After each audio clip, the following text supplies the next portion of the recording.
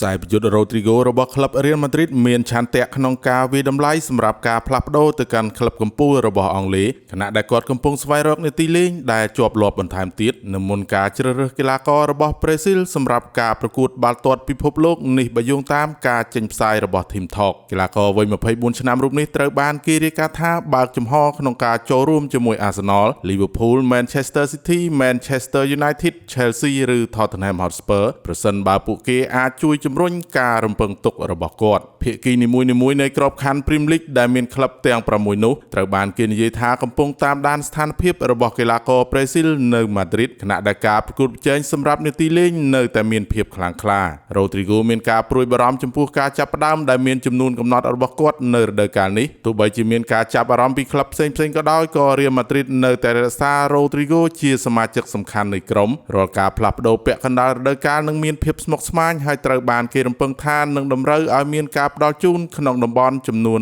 80 លានអឺរ៉ូ